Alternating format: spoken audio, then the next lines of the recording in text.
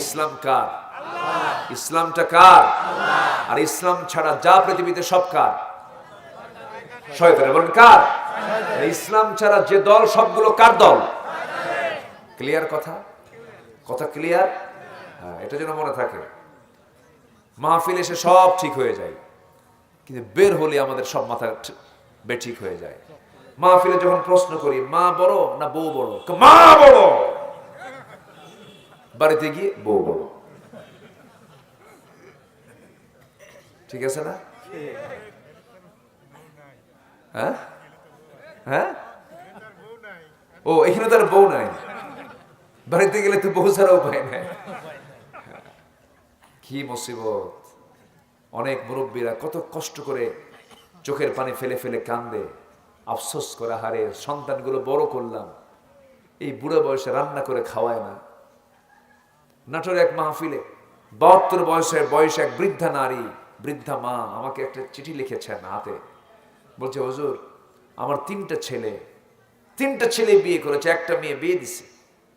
আমার মাঝখানে ঘর, চতুর্পার্শ্বে ওদের ঘর, বউ বাচ্চা আছে। 3 ঘরের 3 রান্না হয়। সে রান্নার গন্ধগুলো আমার নাকে এসে ধাক্কা খায়। আমি নিজের রান্না নিজে করি, হুজুর আপনি দোয়া করবেন আমার বাচ্চাদের দিল যেন নরম হয়। এগুলো চিত্র তো মনে হয় পাবনাতে নাই। আসতে বলবেন না, আছে না নাই?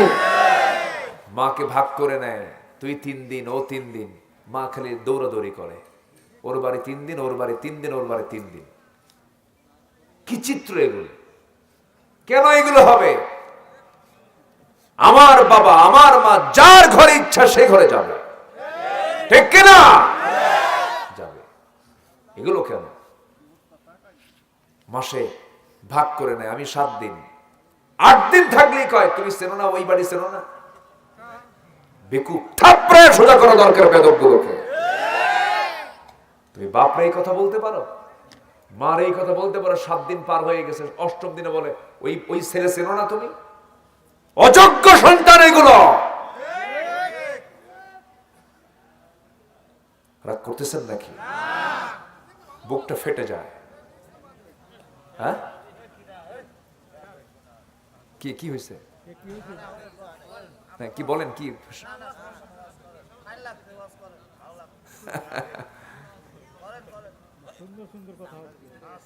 কষ্ট পাচ্ছেন নাকি? কষ্ট পাচ্ছেন?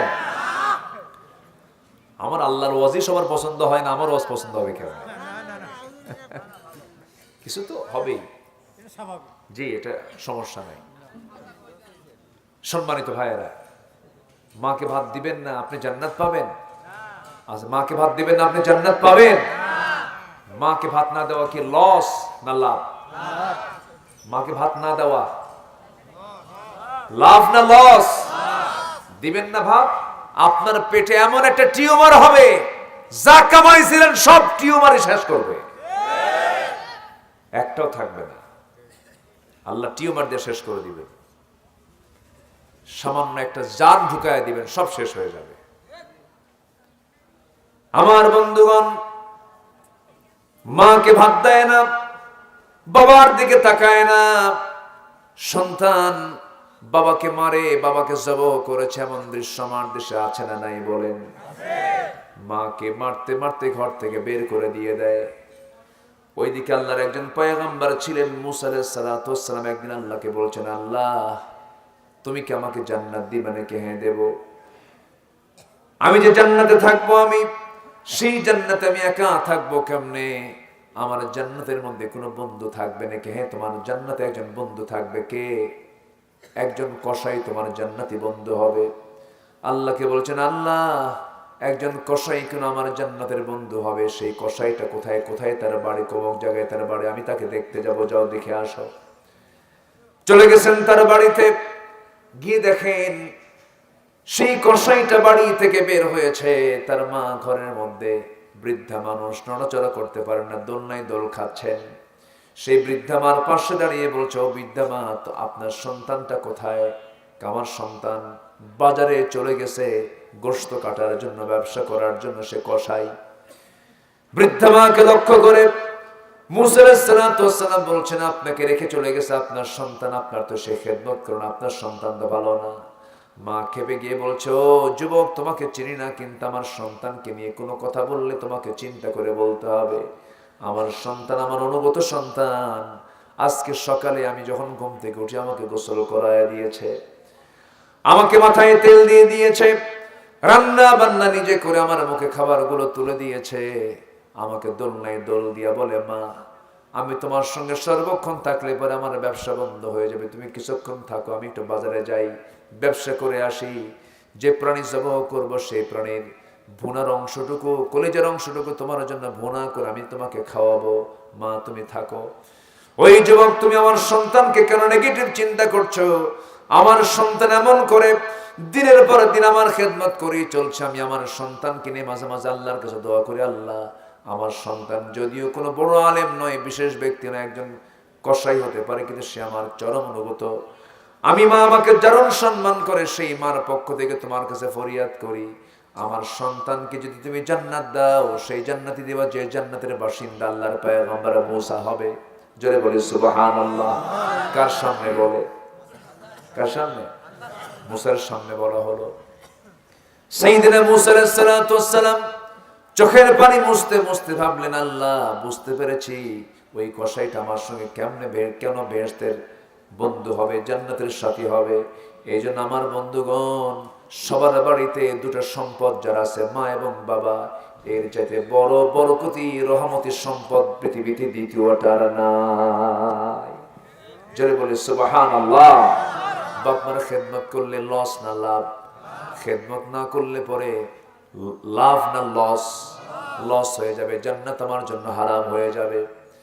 কারণ আব্বা আম্মা এমন একটা পদের নাম, আব্বা আম্মা যদি দুনিয়ার জিন্দেগিতে কোনো সন্তান নিয়ে গ্রিন সিগন্যাল দিয়ে বলে আমার সন্তানটা ভালো, ওই বান্দার যদি একটু ঈমান থেকে যায়, ওই বান্দা জান্নাতি। জোরে বলি সুবহানাল্লাহ।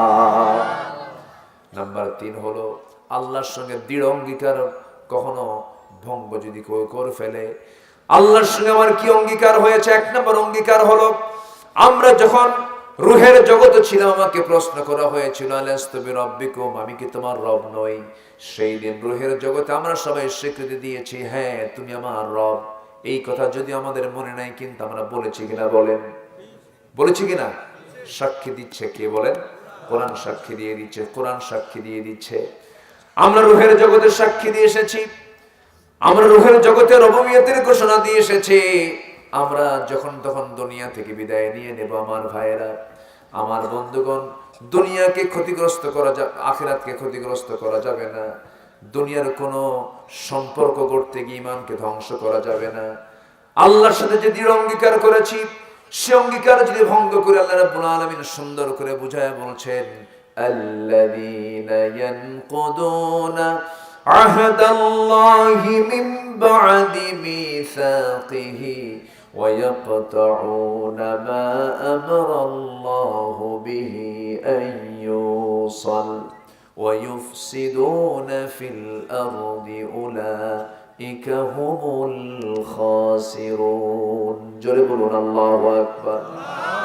আল্লাহর অঙ্গীকার যারা ভঙ্গ করবে, আল্লাহর নির্দেশকে যারা অমান্য করবে, আল্লাহ রাব্বুল আলামিন বলেছেন আমার জমিনে যারা ফাসাদ সৃষ্টি করবে, এরাই হলো ক্ষতিগ্রস্ত, ক্ষতির মধ্যে নিমজ্জিত। আমরা ক্ষতির দিকে যাব না, আমরা কল্যাণের দিকে থাকবো। জোরে বলি ইনশাআল্লাহ। আরো জোরে বলি ইনশাআল্লাহ। আমার বন্ধুগণ, আমার নবীজি যে যুগে এসেছিলেন, সেই যুগের মানুষগুলো চরম ক্ষতির মধ্যে নিমজ্জিত ছিল। ওই যুগের মানুষগুলো এত খারাপ ছিল যে একটা ভাঙ্গা পাতিলকে কেন্দ্র করে যুগের পর যুগ যুদ্ধ লাগায় রাখত। আমার বন্ধুগণ, এমনকি নিজের বাবা বিয়ে করেছে একজন মহিলাকে, বাবার বউ মানে হলো মা। আমার বন্ধুগণ, ওই যুগের মানুষ এত জঘন্য ছিল, নিজের মাকে পর্যন্ত বিয়ে করতো। যেরকম নাউযুবিল্লাহ। সেই মানুষগুলোকে, সেই ক্ষতি থেকে ওই বান্দাগুলোকে বের করে এনে তাদেরকে জান্নাতের রাস্তা দেখায় দিয়েছেন আমার নবীজি। কোন জাদু মন্ত্র দিয়ে নয়, একমাত্র কি দিয়া? সেই কোরআন আজও আছে না নাই বলেন? আসতে বলবেন না, আছে না নাই? আছে। সেই কোরআন ঠিকই আছে, কিন্তু আমরা প্রস্তুত নই। আমরা ভালো ক্লাস পর্যন্ত আমরা ঈমান আনতে পারি নাই।